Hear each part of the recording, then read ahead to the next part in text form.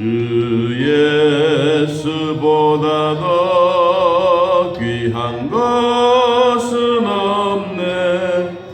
이 세상 부귀와 바꿀 수 없네. 영죽을 내 대신 돌아가시 그 놀라운 사랑 잊지 못해. 세상 즐거움 다 버리고 세상 자랑 다 버렸네. 주 예수보다 더 귀한 것은 없네. 예수밖에는 없네.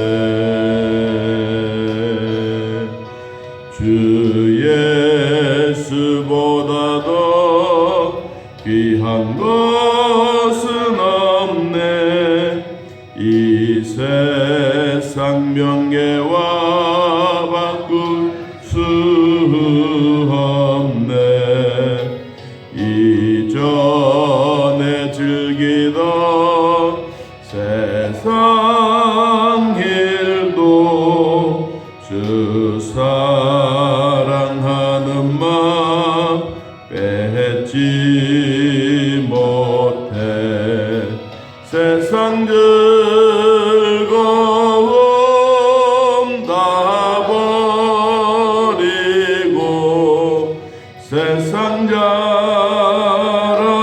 다 버렸네. 주 예수보다 더 귀한 것은 없네. 예수밖에는 없네. 주 예수보다 더 귀한 것은 없네. 이 세상 행복과 바꿀 수 없네. 유혹과 핍박이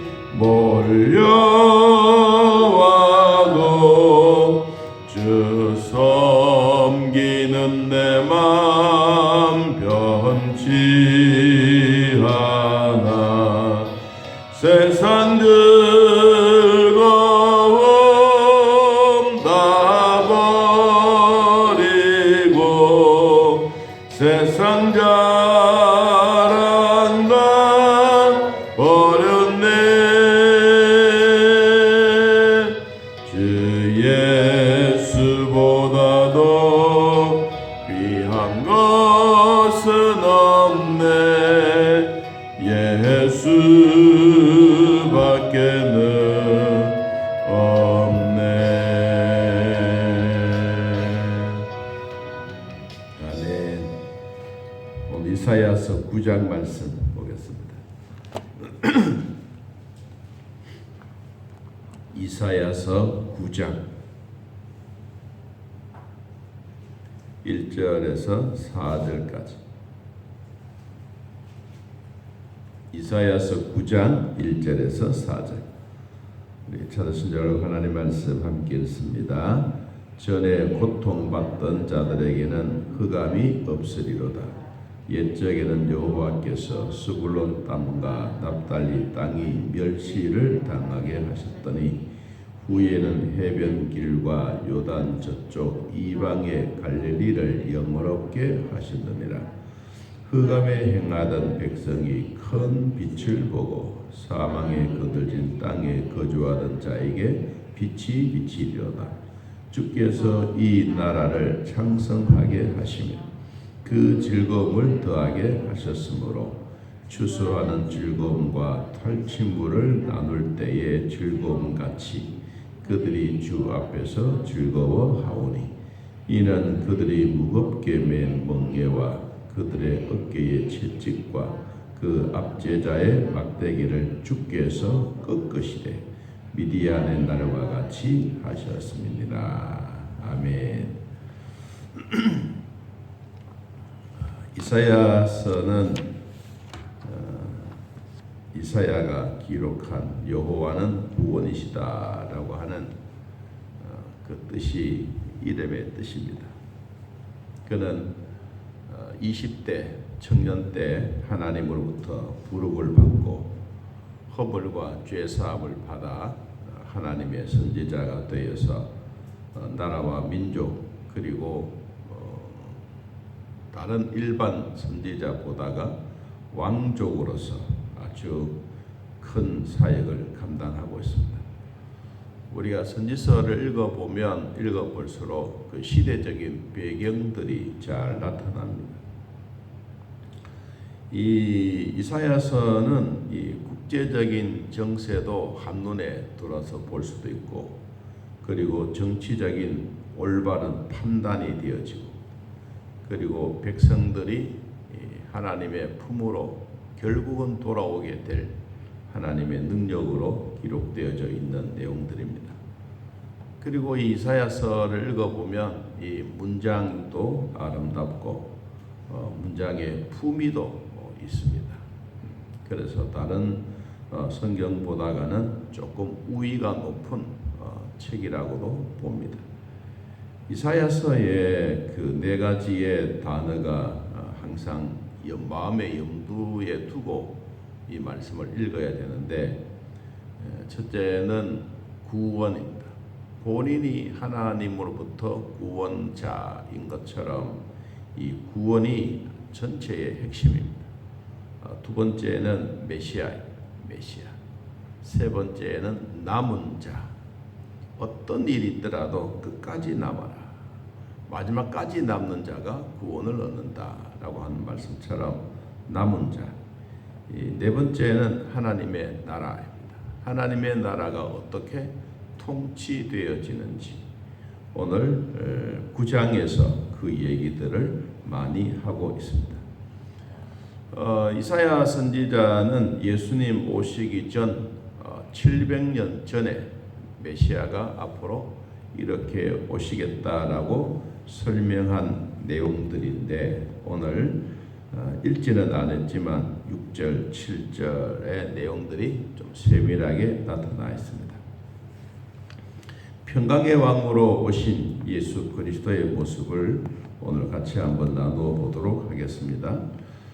이 성경에 나오는 몇 가지의 단어들을 한번 이렇게 보면요. 9장 1절에 전에 고통받던 자, 그리고 흑암이라고 하는 단어가 나와요. 그리고 멸시를 당했다. 자, 고통과 흑암과 멸시는 우리 사람들이 별로 좋아하지 아니하는 그런 단어입니다. 자, 그 단어 가운데 마지막 단어 1절에 영화롭게 한다. 이 어려움과 멸시와 천대와 흑암 속에서도 누가 와서, 메시아가 와서 앞으로 영화롭게 할 것이다. 자, 2절 흑암이라고 하는 단어가 나와요. 그리고 그 밑에 보면 사망의 그늘진 땅. 자, 흑암에 있는 백성들이나 사망의 그늘진 땅에 살고 있는 사람들에게도 메시아가 오면 무엇을 본다? 큰 빛을 본다. 빛. 그리고 빛이 비추어진다. 그러니까 우리가 그냥 단순하게 읽어보면 이 내용이 참 그냥 빛으로 오시는 분이구나라고 생각하지만, 누가 오면 700년 뒤에 하나님의 아들 메시아가 오면 흑암에 있는 백성들, 사망의 그늘진 땅에서 원망하고 땅을 치고 통곡하는 백성들에게도 하나님의 큰 빛을 비추게 될 것이다. 3절 주께서 이 나라를 창성하게 하시며, 창성이라고 하는 단어는 자신들이 점점 많아져가는, 숫자가 많아져 가고 번성이 되어지고 기쁨이 많아지고 되는, 자, 그런 창성하게 되고 거기에 뭐도 있느냐? 즐거움도 더한다. 그러니까 메시아가 옴으로써 흑암의 세상, 고통의 세상, 그리고 멸시의 세상에서 영원롭게 할 뿐만 아니라 그에게는 흑암과 사망에 그늘진 땅에 살고 있는 백성들에게도 예수 그리스도의 밝은 빛이 비춰지고 그 나라가 사람들이 많아지는 창성할 일이 되고 그리고 그들에게도 즐거운 일이 생기게 된다라고 소개하고 있습니다. 여러분, 그러면 우리가 이 9장에 나오는 이 단어들만 해석을 해도 야, 진짜 우리의 메시아가 어떤 분이다라는 것을 알 수가 있죠. 자, 4절, 그들이 무겁게 맨 멍에와 어깨의 채찍과 압제자들의 막대기를 주께서 뭐 하시고 확 꺾으시고 미디안의 날과 같이 하셨다. 주님이 우리에게 찾아오셔서 하나님의 은혜로 되어진 것이다. 이거는 세상에 살아갈 때 당연한 것이 아니라 하나님의 은혜다. 여러분, 구원도 하나님의 은혜입니다. 우리가 에베소 2장 8절을 한번 찾아볼까요? 하나님이 주셨던 그 구원의 기쁨이 우리 모두에게도 있다면 우리는 이 은혜 속에 살아가고 있습니다. 에베소서 2장 8절, 너희는 그 은혜에 의하여 믿음으로 말미암아 구원을 받았으니 이것은 너희에게서 난 것이 아니요 하나님의 선물이라. 행위에서 난 것이 아니니 이는 누구든지 자랑하지 못하게 함이라. 여러분, 오늘 또 우리는 하나님의 선물을 받았습니다. 구약 성경에서 나타내 주고 있는 믿음의 선물, 구원의 선물, 이것이 바로 예수 그리스도 메시아, 주 예수보다 더 귀한 분이 없네. 찬송의 가사처럼 오늘 그분이 우리에게 임재하셨던 내용입니다. 자, 5절, 어지러이 싸우는 군인들의 신과 피 묻은 겉옷이 불의 섭같이 살라지리니. 이건 이제 전쟁에서 전쟁의 무기들이 농기구로 만들어지는 보습이 되어지는 그런 얘기입니다. 세상의 전쟁은 끝이 나고 그리고 겉옷에 불 사르고 불타고 이런 것들이 점점 사라지게 되는 전쟁이 없는 나라가 될 것이다. 그러면 그 사람이 어떤 사람이냐? 6절, 이는 한 아기가 우리에게서 낳고 한 아들을 우리에게서 주신 바 되었는데 그 어깨에는 정사를 메었고 그의 이름은 기묘자라 모사라 전능하신 하나님이라 영존하시는 아버지 평강의 왕이라 할 것이다.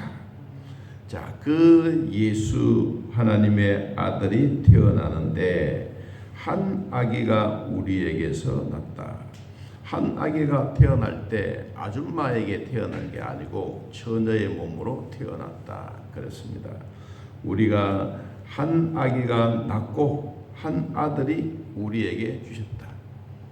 그분이 말씀으로 잉태하여 도성이신 하나님이신 그분이 하나님의 아들, 사람의 형상을 입고 이 땅에 오셔서 십자가에 못 박아 죽으신 그분, 죄악으로서 끝나버리는 세상이 아니라 다시 사망의 권세를 깨뜨리고 부활하셨던 바로 예수 그리스도 그분이다.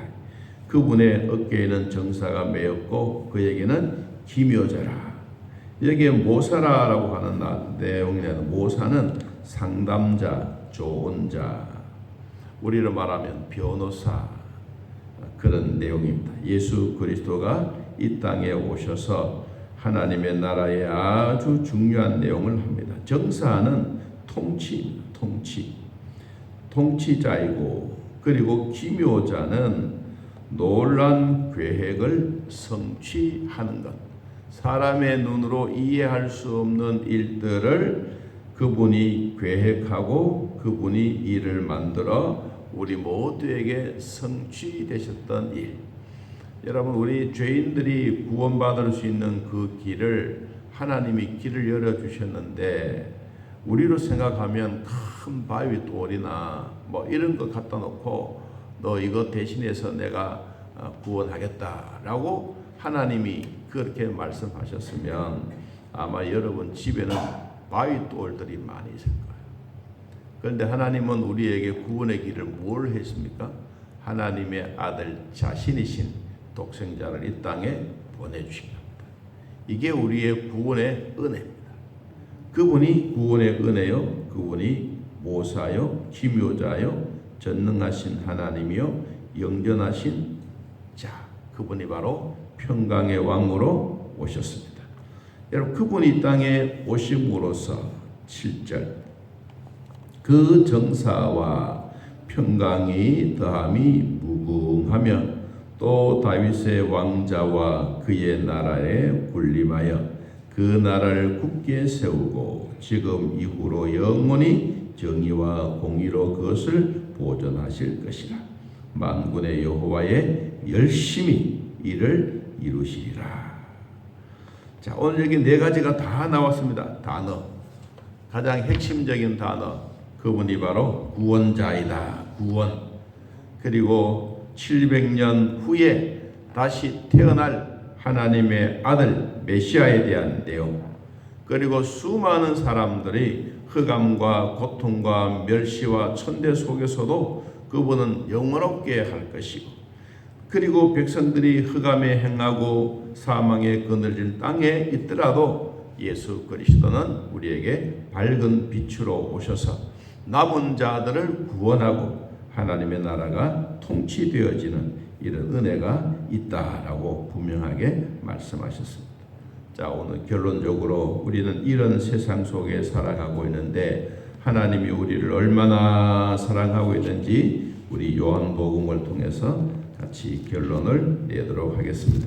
자, 요한복음 10장을 한번 찾아봅니다. 요한복음 10장. 하나님이 우리를 사랑해 주시는 이 은혜입니다. 얼마나 우리를 사랑하고 있는지.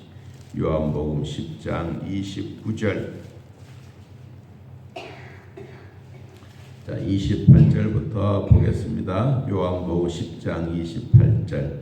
내가 그들에게 영생을 주노니 영원히 멸망하지 아니할 것이요 또 그들을 내 손에서 빼앗을 자가 없느니라. 그들을 주신 내 아버지는 무엇보다 만물보다 크심에 아무도 아버지 손에서 빼앗을 수 없느니라. 아멘. 왜 빼앗기지 않느냐? 주님이 우리에게 빼앗기지 않는 이유, 아주 우리는 이 말씀을 읽으면 또 마음에 확 와닿습니다. 요한복음 13장 1절.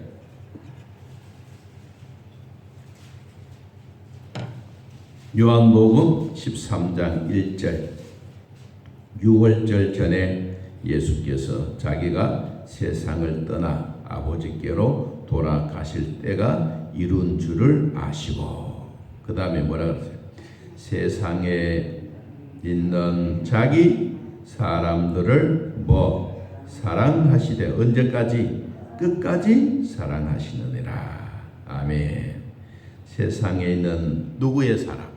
하나님의 백성, 자기 사람들을 사랑하시되 언제까지? 끝까지. 영원히 임마누엘 하실 그분이 평강의 왕 예수 그리스도다. 오늘도 그분을 의지하고 믿음으로 살아가는 삶이 되시기를 예수님의 이름으로 축복합니다. 하나님 아버지, 오늘도 이사야 선지자를 통하여 우리에게 주셨던 구원의 메시지를 들었습니다. 주 예수보다도 더 귀한 분이 없네 라고 불렀던 찬송의 가사처럼 우리들도 언제 어디서더라도 하나님의 은혜로 살아가는 복된 일들이 되도록 도와주시고, 성령 하나님 친히 인도하여 주사 부족함이 없도록 도와주시옵소서. 오늘도 하나님 앞에 나와 예배하는 우리 각자의 심령들 하늘 문을 여시고 성령의 기름 부으심이 임하게 하시고 우리 아파하고 있는 부분들 주님 한번 피부는 손으로 쓱 만져 지옵소서. 성령의 권능과 하나님의 눈동자로 우리 모두의 은혜로 하나님 깨끗하게 치료되게 하시고 뛰어가도 걸어가도 곤빛이 아니하는 참 중요한 발바닥 뼈들이 되게 하여 지옵소서. 하나님을 의지하고 믿음으로 살아가는 하나님의 백성들에게 더 놀라운 복이 되게 하시고 우리의 피부도 하나님 정상적으로 되어야 되지만 우리의 중심이 되는 뼈도 하나님 튼튼해야 되겠습니다. 특별히 우리의 등뼈들을 하나님 만져주시고 수술했던 그 부위가 모두가 정상적으로 되게 하시고 회복되게 하시고 다시는 재발하지 않도록 은혜를 베풀어 주옵소서. 하나님을 믿고 의지하는 사랑하는 성도들 가정마다 은혜와 복을 다하여 주시고 이사했던 가정들, 해외로 나가 있는 믿음의 식구들, 선교사님들 어느 곳에 있든지 하나님 돌봐 주셔서 부족함이 없도록 함께하여 주옵소서. 오늘도 저희들에게도 은혜 주신 우리 하나님 감사하며 예수님의 이름으로 기도하옵나이다. 아멘. 하늘에 계신 우리 아버지여, 이름이 거룩히 여김을 받으시오며 나라의 마옵시며 뜻이 하늘에서 이루어진 것 같이 땅에서도 이루어지이다. 오늘날 우리에게 일용할 양식을 주옵시고 우리가 우리에게 죄진 자를 사하여 준 것 같이 우리 죄를 사하여 주옵시고 우리를 시험에 들게 하지 마옵시고 다만 악에서 구하옵소서. 내 나라와 권세와 영광의 아버지께 영원히 있사옵나이다. 아멘. 자, 이렇게 기도드리겠습니다.